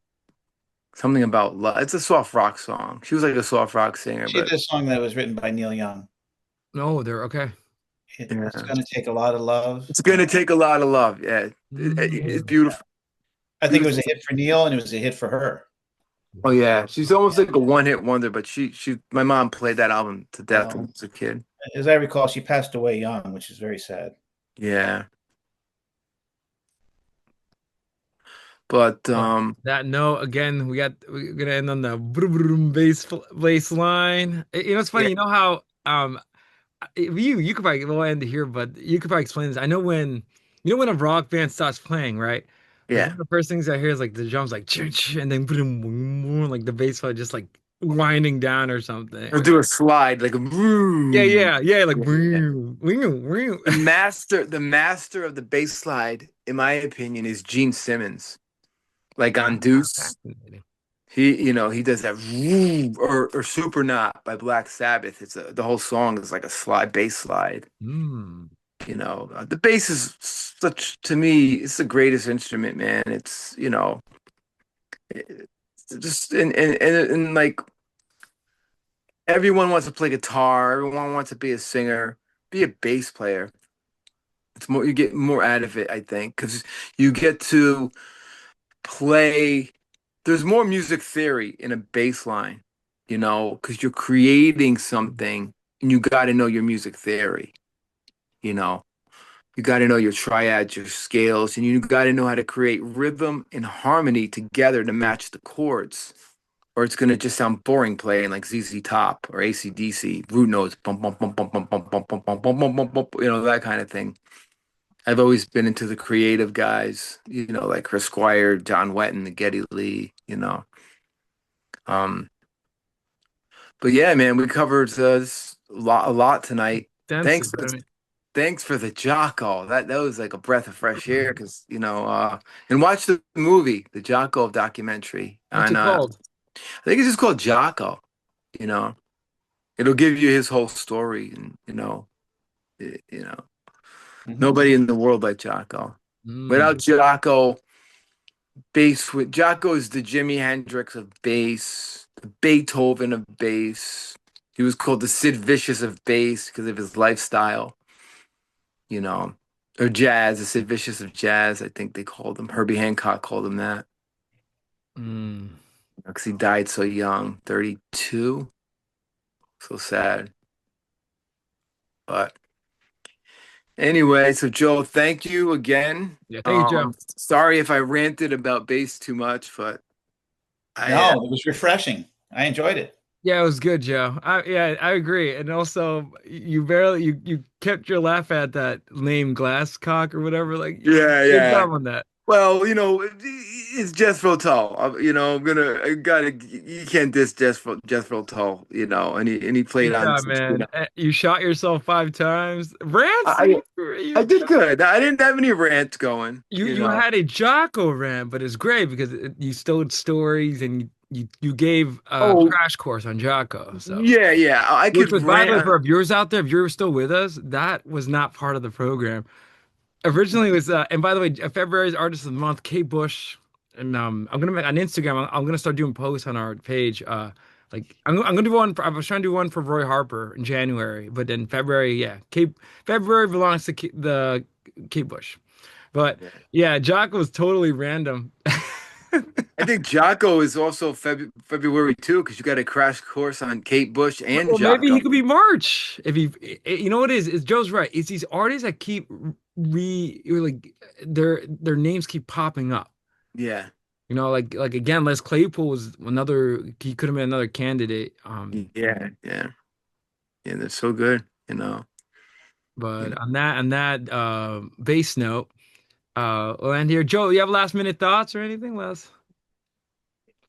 No, no, I already talked about Kate Bush on the in the beginning and at the end, and I'm going to keep listening to her and I want to learn more because Telling you hers is a very interesting story. I mean, to go 35 years between that. touring, I mean, there is a story yeah, there. There's a reason why, and yeah, because she could have easily. I mean, she's my age. She's a couple of years older, but I think she was very theatrical. Why couldn't she have done something like David Byrne did recently? David Byrne did a theatrical program. It Yeah, celebrated the music of the Talking Heads, had yeah, some original tunes in there, and there was some interpretive dance.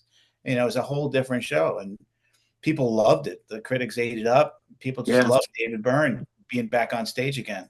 Kate yeah, Bush is custom made. She can do whatever she wants if she wanted to. that, in yeah, my opinion, that's such a missed opportunity because I love seeing her perform in those videos. Like I actually love that. Like it's kind of like yeah, I love her style. Like it's great. yeah, Like for yeah, me, if I was a singer, it would inspire me to copy it because it's great. Love Underrated. theatricality. It's like Peter Gabriel too in Genesis. Love the theatrical.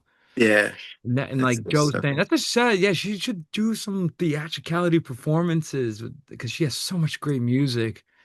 And she's been having a resurgence in popularity because of Stranger Things and the Wuthering Heights movie, which is kind of like coincidental, just because she has a song Wuthering Heights based on the same novel. Yeah. She So could probably come up with a theatrical presentation and not be a part of the onstage cast, but yeah, be the producer, and surprised. It's such a missed be opportunity. in charge of it, and just farm it out to the experts that really Yeah, specialize in stuff. yeah. Not too late. It's not too late, No, and Kate. I would definitely buy if she was performing, I would definitely buy tickets like ASAP. Like and Rush too, that's on my list. But I'm just thinking, man, if they're 200, I may have to quickly Why are they um, getting so low? I guess they're nosebleeds behind nosebleeds. well, I was The rush waiting for the tickets. Yeah, Well, no, I that's the lowest price I saw. I saw some over $800. yeah. Yeah. I'm the thing rooting. is I'm you rooting. gotta put in PTO at the temple, man. Buy those tickets. Yeah. You know what might happen in a few months? We might end up making Annika Niles the artist of the month because she is going to knock it out of the park. I guarantee it. All she has to do is not read the reviews, just deal with the guys in the band. They Let can me give her the feedback Yeah. on let me how tell she's I am doing. so Obviously, the curious crowd what's up. will tell her how she's doing. Right, And right. don't go turn your media off, your social media. Just Yeah. turn it off, Annika. Just That listen I to the think that's what guys. they're doing because you Yeah. know it's funny, Joe. Cheech and I were saying it's mysterious how they haven't released a video of them jamming with them. They not also being in the same room. They haven't. So I think they're taking their No. cue and really just letting the music or trusting the process. Like so, I'm Yeah. kind of curious what they have brewing or what's going to Yeah. happen. I'm hoping for the best, you know. I'm just glad Getty and Al are playing, you know. That's the important thing. Getty. She's like rant, rant. No, I'm not gonna rant. Dave, Oh, little joke, Mike, little joke. Mike Portnoy. I have Tourette's syndrome. Mike Portnoy should have gone the role. No, he gave Annika his blessing. Hmm. He's really cool about it, No, you know. he's probably busy with Dream Theater, and I'm sure. Yeah, but he gave her the blessing, and they asked him, "Are you pissed? Are you?" And he's like, "No." He's like, "I'm glad she got it." And the only thing that's confusing is she never listened to Rush, and she is a jazz fusion rock drummer, so that's gonna add an element to Rush that they never had. What a coincidence though with like Yeah, Jocko like the fusion element. she would have That's played with fascinating. she would have played with Jocko. That's the kind of drummer she is. But look at the Um, connection there. So I wonder yeah. what how that sound's gonna affect the Rush sound, how they're gonna play their music. Well, Rush has fusion elements. Like YYZ is jazz Right, fusion right. right off the bat, you know. So we'll see. We'll see what happens. I'm hoping for the best, you know. Um, and you know, Triumph is out there. They're doing it again. You know, a lot of bands are following Rush's lead, you know, which is cool. So, and I'm sure, you know, if we hear something, we'll do a show on it and give our Yeah, opinion. yeah. I think Kate Bush episode's coming out. I think it has to be done in the future. Yeah, Uh, I'll research it, and you know, I kept I my don't mouth know shut with much Kate Bush. about it. I could have given more, like just analyzing her Oh, I could have done that Wuthering with Heights Jocko. song and like her, she takes the like Joe said, she takes the perspective of the ghost, and it was Yeah. explained sort of like that weird haunting, singing she does. Oh, that's why she It's sings great. like that. Because already this episode's like 4 hours already, I know. Joe, thank you so much for being on, man. We always love you on the show. Thank you. Amazing, man. It was And I great. think this will go when we do the top 100 show. This will be memorable for me forever because you brought up that Jocko story. And that led to like a nice rant on Jocko. Like that's what I love about Joe. We'll go down and that we'll be doing something, and then we take a left turn, and it's for the best. It's like holy shit. Yeah, and Like again, our viewers out there, that was not. We were just gonna do a quick intro on Kate Bush, and it's that's like it. improv, like an improv jam, you know. But All right, guys. So On that guys, on note, that bass note, Joe, Nanu, thanks for, nanu. yeah. nanu nanu. And for me, if viewers out there, you're still with us, thank you so much. Like this video, subscribe to our channel, leave your comment below which is your favorite prog rock bass player or favorite bass Yeah. player. We'd love to hear your opinions on Kate Bush as well. If you listen to Kate Bush, what do you Yeah. think of her song Wuthering Heights? And again, thank you so much for watching, and thank you both for being on. Thanks again, and thank you, Joe. And we got prog rock drummers coming up. Next. Yeah. Prog will never end. Long It live never prog. ends. No. Yeah. All right, guys. All right. Have a great night. Have a Good good night. night. All right. Take care. 1, 2, 3, 4.